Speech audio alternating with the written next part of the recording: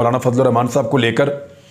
और ये एक ट्वीट है जो नसीम खान वज़ीर ने किया है, और उसके बाद मैंने वहाँ से पढ़ा और सोशल मीडिया के ऊपर रोला पड़ा हुआ है कि मौलाना फजल रहमान साहब जो उम्रे पर गए हैं उनकी किसी इसराइली ओहदेदार से मुलाकात भी हुई है।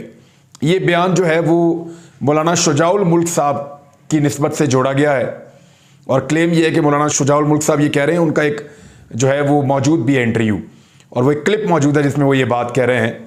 और शुजाउल मुल्क साहब आपको पता है पहले मौलाना साहब JUIF में थे, लेकिन अभी जैसे मौलाना शरानी साहब की या मौलाना गुल नसीब साहब की, इनके साथ और बेशुमार उलमा इकराम जो हैं वो मौलाना फजल रहमान साहब के नाक़िद बन गए हैं। उन पर तनकीद कर रहे हैं कि वो इस्लाम की खातिर सियासत नहीं कर रहे बल्कि अपनी सियासत और अपने ज़ाती फ़ायदे के लिए इस्लाम को बतौर एक टूल इस्तेमाल कर रहे हैं।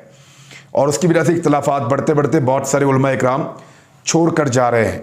अब इसमें जो मौलाना शुजाउल मुल्क साहब का एक मुबैना जो ऑडियो है जिसमें उनकी वीडियो भी मौजूद है, वो ये कह रहे हैं मौलाना साहब उम्रे के लिए वहाँ जो गए हैं उनकी मुलाकात जिससे हुई है, मैं अगर खुलकर बताऊं तो इसराइल के सफ़ीर से उनकी मुलाकात थी।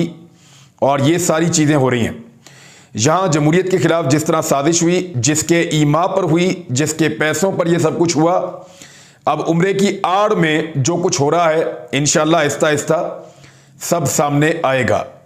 यानी मौलाना शुजाउल मुल्क साहब इस वीडियो में मुबैना तौर पे ये समझाना चाह रहे हैं कि इसराइल था इस साजिश के पीछे और पैसा जो है वो इसराइलियों का इस्तेमाल हुआ है। और मौलाना साहब ने मुबैना तौर पे एक मुलाकात भी की, लेकिन बिलावल भुट्टो जरदारी साहब की पार्टी जो है ख़ास तौर पे सलीम मांडी वाला, उन्होंने ये बात की है गुज़िश्ता दिनों के पाकिस्तान को इसके ऊपर सोचना चाहिए और पाकिस्तान को इसके ऊपर फैसला करना चाहिए कि जब अरब ममालिक इसराइल के साथ ताल्लुकात नॉर्मलाइज कर रहे हैं तो पाकिस्तान क्यों नहीं करता।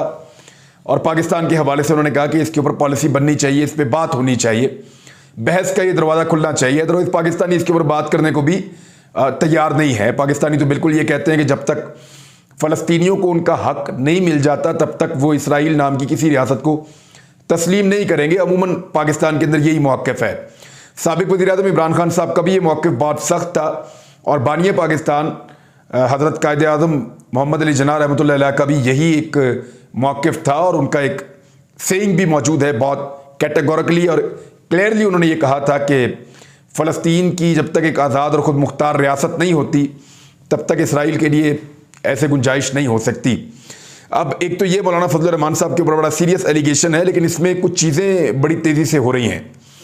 यानी रजीम चेंज ऑपरेशन ये जो पाकिस्तान में किया गया है इसकी कामयाबी तो हो चुकी है, रजीम तो तब्दील हो गया, इमरान खान को निकाला, इंपोर्टेड सरकार आकर बैठ गई।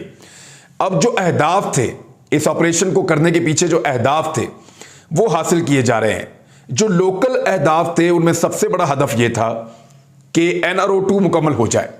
तो NRO2 जो है वो मुकम्मल हो चुका है, नैब अमली तौर पे ख़त्म हो चुका है, FIA के पर काट दिए गए हैं, तमाम अफसरान इधर उधर कर दिए गए हैं और केसेस की फाइलें जो हैं उनके साथ जो कुछ हो रहा है ये आपको आने वाले दिनों में पता चलेगा। नैब का कानून तब्दील हो गया, गजट नोटिफिकेशन जारी हो गया, तफसीलात के मुताबिक नैब कानून तब्दील हो गया है। कौमी एहतसाब